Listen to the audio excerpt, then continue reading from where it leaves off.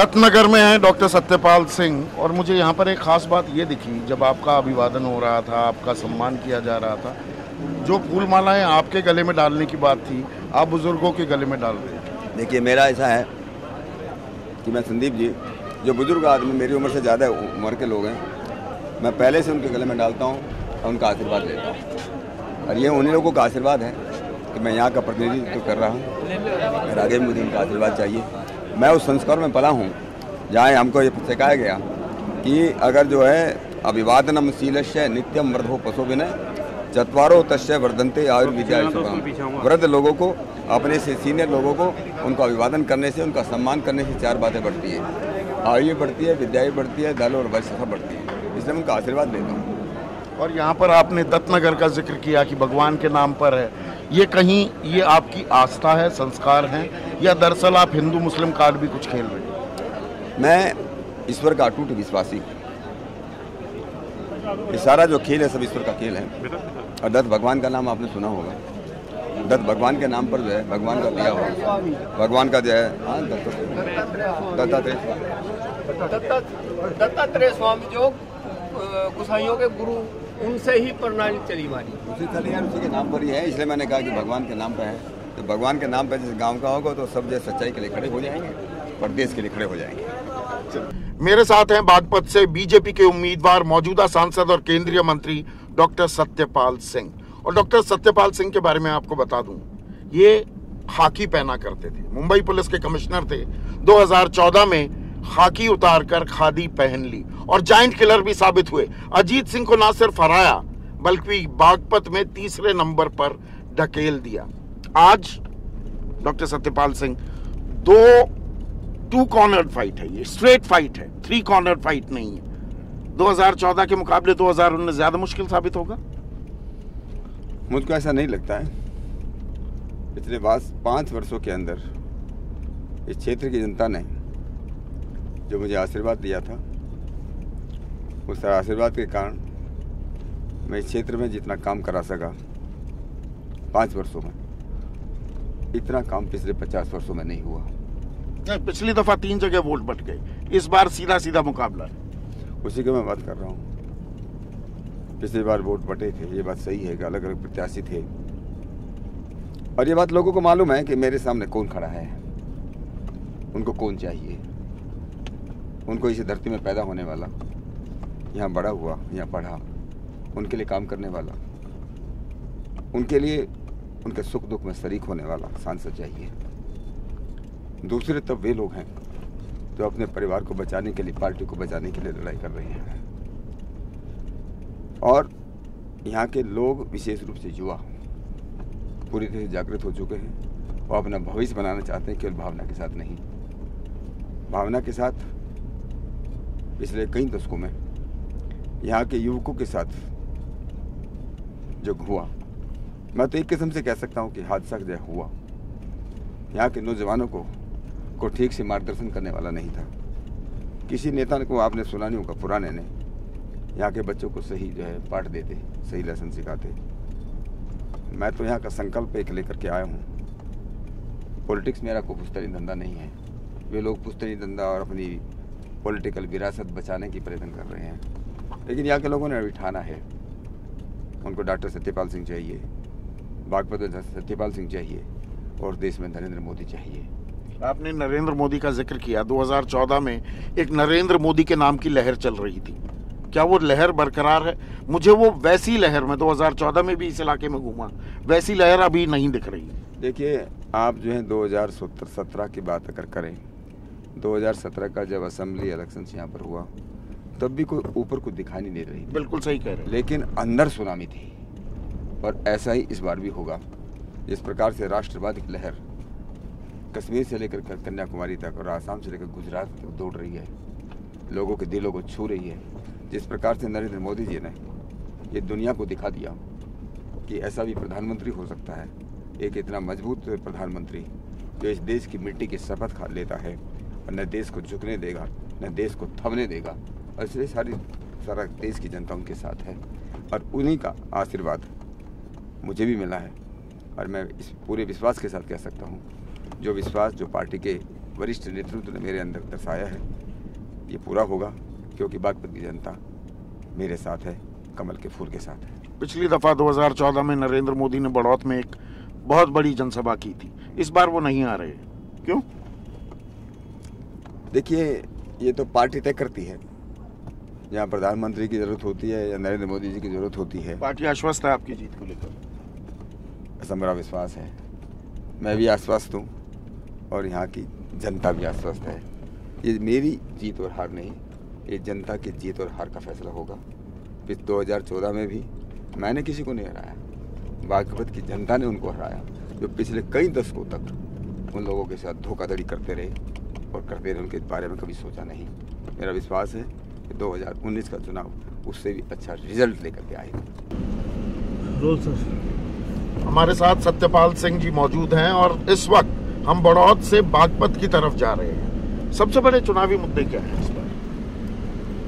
देखिए, हमारे चुनावी मुद्दे जो 2014 में थे उसमें कोई ज़्यादा बदलाव नहीं आया है। हमारे चुनावी मुद्दे हैं क्षेत्र का विकास, बेरोजगारी मुक्त बागपत, हमारे बच्चों के लिए अच्छी शिक्षा, यहाँ के नागरिकों के लिए अच्छी चिकित्सा, जो काम हमारे शुरू हुए हैं विकास के काम वो पूरे हों, और नए काम हम लोगों ने जो हाथ में हमारा जो संकल्प है, इस क्षेत्र को हमको दिल्ली से मेट्रो से जोड़ना है, अच्छा शिक्षा संस्थान लाना है, मेडिकल कॉलेज लाना है, और यही हमारे मुख्य मुद्दे हैं। और मैं तो अपने काम पर, और एक तरफ परिवारवाद है, दूसरी तरफ राष्ट्रवाद है, तो हम राष्ट्रवाद के मुद्दे पर अपने क्षेत्र में, देश में सुशासन विकास लाने के लिए, सुरक्षा लाने के लिए हम लोग चुनाव लड़ रहे हैं। बागपत क्या एक बदनसीब जगह हो गई है, और ये मैं पूरी जिम्मेदारी से आपसे पूछ रहा हूँ। 1977 से लेकर और 2019 तक एक प्रधानमंत्री भी दिया, लगातार मंत्री पद पर सांसद यहाँ के मंत्री बनते हैं, लेकिन ना यहाँ पर अब सड़कें जो हम चल रहे हैं, आगे मैं दिखाऊंगा सड़कों का जो हाल है, कोई इंडस्ट्री नहीं। अभिशप्त है क्या बागपत? संदीप जी, आपकी बात से मैं सहमत हूँ, और ये बात सच्चाई है कि इस क्षेत्र ने इतने बड़े बड़े नेता इस देश को दिए, क्षेत्र को भी दिए प्रतिनिधित्व करने के लिए, लेकिन कभी विकास के बारे में सोचा नहीं गया। मेरे आने के बाद पहली बार लोगों को ये मालूम हुआ, महसूस हुआ कि सांसद का काम विकास करना भी है। मैं तो ये कहता हूँ कि मैंने इस क्षेत्र को सबसे बड़ी जो मेरी उपलब्धि है या लोगों की उपलब्धि है, ये उनकी आज़ादी है। मेरे आने से पहले यहाँ के लोगों की ये कोई हिम्मत नहीं थी, कोई बेचारा खड़ा होकर के पूछ नहीं सकता था, बड़े से बड़ा चौधरी नहीं पूछ सकता था कि भाई सांसद का काम हमारे लोगों की मदद करना है, यहाँ क्षेत्र का विकास करना है। वो बोले कि हिम्मत ही नहीं थी। ये पहली बार है। बस चौधराहट का खेल चल रहा था, हम बड़े चौधरी। हाँ, वो तो अपना चलाएंगे, चौधरी तो चौधराहट चलाएगा, लेकिन मुझे तो जो है अपने लोगों के ऊपर आश्चर्य होता है कि मेरे लोग जो कभी बागपत को बागी लोग बोलते थे, जो आज़ादी के लिए लड़े, बाबा सामल की विरासत हमारे पास इतनी बड़ी है, बाबा सामल अंग्रेजों से लड़ते रहे, उन्हीं के वंशज, उन्हीं के लोग, और इस प्रकार से मानसिक गुलामी से जो है गुजरते रहे। विकास क्यों नहीं हो पाया है? आप पूरे एनसीआर में देखिए, सबसे पिछड़ा इलाका है बागपत।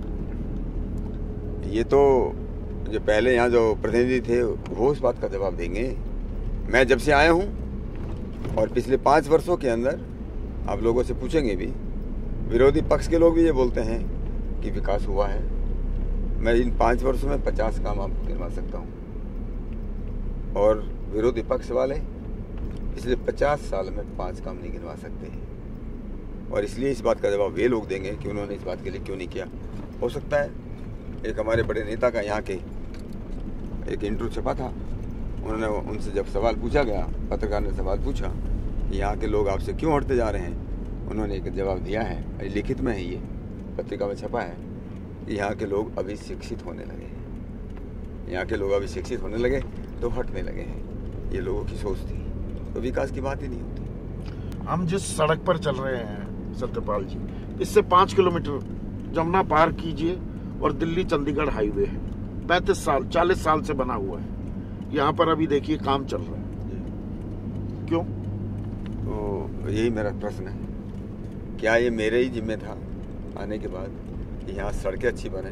लोग तो सड़क चाहते थे, मैंने तो राष्ट्रीय महामार्ग बनना शुरू हो गया है, और एक नहीं 3 राष्ट्रीय महामार्ग बागपत में अभी आ रहे हैं।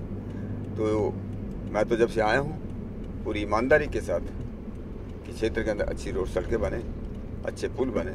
ये केवल पुल क्या, आप इसकी सड़क की बात कर रहे हो, छपरोली का पुल जो आप बता रहे, हरियाणा की बात आप कर रहे हो, 4-5 किलो जमुना पार में जो उनकी अच्छी सड़कें हैं। पिछले 65 वर्षों से लोग डिमांड कर रहे थे कि छपरोली में पुल होना चाहिए जमुना के ऊपर, ताकि आवागमन हरियाणा का हमारे एक तो लोग हैं, हम लोग एक ही संस्कृति है हमारी, और ये नहीं हुआ।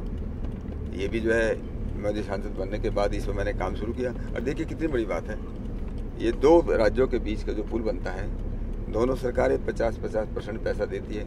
लेकिन उस समय क्योंकि यहाँ पर समाजवादी पार्टी की सरकार थी और वो हमारे क्षेत्र से इतना प्रेम करती थी, उन्होंने इस बात में कोई आगे कोई बढ़कर को काम किया नहीं।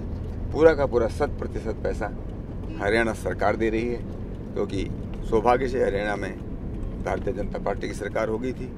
और मैं तो अपने राष्ट्रीय अध्यक्ष अमित शाह जी का भी धन्यवाद करना चाहूँगा, उनके सहयोग से।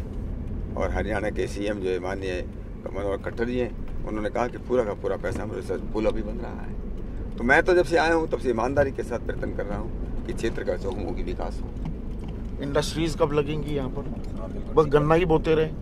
ये बात आपका बहुत ही वाजिब सवाल है।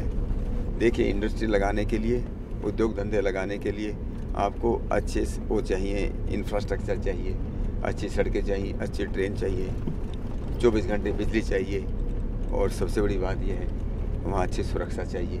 लोग वैसे, मैंने 2 मीटिंग किया दिल्ली में, बड़े बड़े उद्योगपतियों के साथ मीटिंग किया। मैंने कहा, मैंने उनको निमंत्रण दिया कि आप बागपत में आइए। दिल्ली के चारों तरफ सबसे सस्ती ज़मीन अगर है कहीं तो बागपत के अंदर है। सबसे पहले उन लोगों ने कि मुद्दा उठाया कि सर हम लोग 1500 करोड़ रुपये लगाएंगे, लेकिन हमारे जीवन की सुरक्षा की जिम्मेदारी कौन देगा। यहाँ तो ये था, मैं तब बोलता था 2014 में, मैं यहाँ को मैंने कहा था यहाँ खेतों में भट्टा है और जवानों के हाथ में कट्टा है।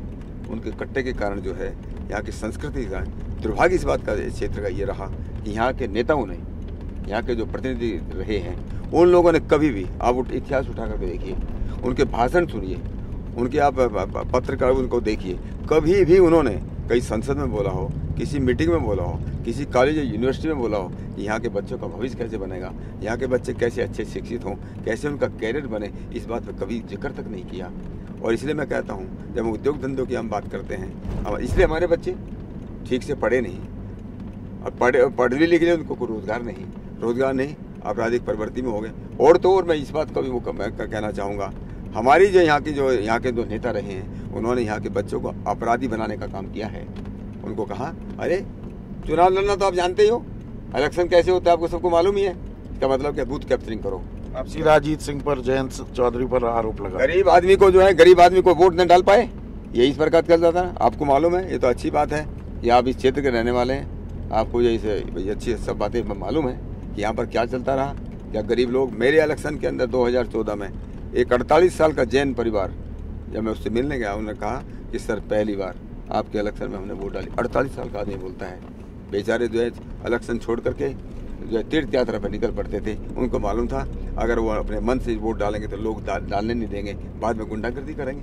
हमारे बच्चों का पता, सैकड़ों बच्चों का कैरियर खराब हुआ है। आज उनको सरकारी नौकरी नहीं कर सकते क्योंकि उनके खिलाफ पुलिस के केस हो गए, वो गुंडागर्दी करते थे ही करते थे। ये आप बिल्कुल ठीक बात कर रहे हैं। बागपत बदनाम जगह है। आप बागपत के रहने वाले हैं, मैं भी बागपत का रहने वाला हूँ, लेकिन बागपत का नाम आते ही आपने जो सुरक्षा की बात की, उसको लेकर क्या कोई बदलाव आया है अभी तक? अभी भी इस सड़क पर रात को आप नहीं चल सकते, अपने खेतों में आप रात को जा नहीं सकते, ये हालत है। नहीं, देखिए बहुत बदलाव आया है, सुरक्षा बढ़ी है। और ये मैं नहीं कहता हूँ, प्रतिनिधि होने के नाते आप एक सामान्य आदमी से पूछिए, जब से योगी सरकार आई उत्तर प्रदेश के अंदर सुरक्षा बढ़ी है। रोजाना मीडिया के अंदर अपहरण की कहानी छपती थी, जगह जगह अपहरण छपते थे। आप देखिए कि पिछले 2 साल में कितने अपहरण होते हैं। सारे उत्तर प्रदेश के अंदर अपहरण बिल्कुल बंद हो गए हैं। यहाँ लूट होती थी, हर तीसरे दिन बागपत के अंदर जो है यहाँ कोई ना कोई मर्डर होता था, रोजाना वो चलता था। आप देखिए पिछले 2 सालों के अंदर कितना यहाँ पर सुरक्षा कितनी बढ़ी है। लोग महसूस करने लगे हैं कि सुरक्षा का वातावरण बन रहा है। अभी के लिए सर इतना ही। 5वीं छठी जनसभा संबोधित कर रहे थे डॉक्टर सत्यपाल सिंह।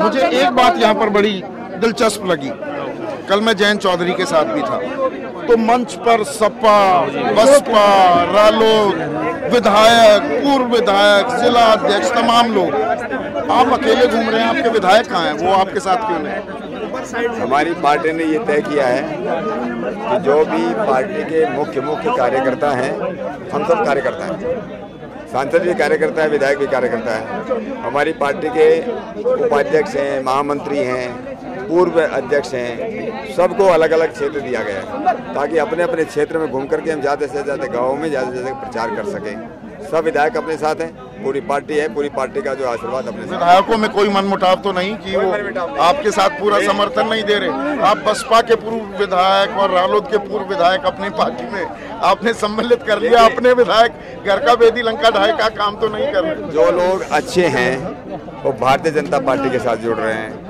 और सत्यपाल सिंह के साथ जुड़ रहे हैं और नरेंद्र मोदी जी के साथ जुड़ रहे हैं और इस देश की मिट्टी से जुड़ रहे हैं। चुनावी प्रचार तो जोरों पर चल ही रहा है, लेकिन इस चुनावी शोर के बीच और जोर जो लगाया जा रहा है उसके बीच एक सवाल मैं ये भी पूछना चाहूंगा आपसे, ये सिस्टम ही हम क्या खत्म कर देना चाहिए? क्या टेलीवाइज डिबेट कर दें, रोज रोज हर गांव में जाना, हर आदमी को अपनी बात समझाना, क्या वो एक फ्यूटाइल एक्सरसाइज भी साबित होती है? देखिए, चुनाव अपने देश में मैं कह सकता हूँ कि राष्ट्रीय पर्व जैसा है। हम लोग मजहब के आधार पर, जाति के आधार पर अलग अलग पर्व मनाते हैं, पर चुनाव विशेष रूप से लोकसभा के चुनाव सब जाति, बिरादरी, मजहब वाले सब मनाते हैं, इसलिए मैं किसको एक राष्ट्रीय पर्व मानता हूँ। पर आजकल के टेक्नोलॉजी के ज़माने में जहाँ हम लोग एक साथ लाखों नहीं करोड़ों लोगों से बात कर सकते हैं, आज सबके घरों में टीवी है, सबके पास करीब करीब कंप्यूटर है या मोबाइल फ़ोन तो है ही, और उसमें इस प्रकार की टेक्नोलॉजी अवेलेबल है कि एक साथ एक वक्ता या एक उम्मीदवार बहुत लोगों से बात कर सकता है। और मान लीजिए 15-20 लाख की जहाँ कॉन्स्टिट्यूंसी हो, वहाँ तो ये काम बहुत आराम से हो सकता है।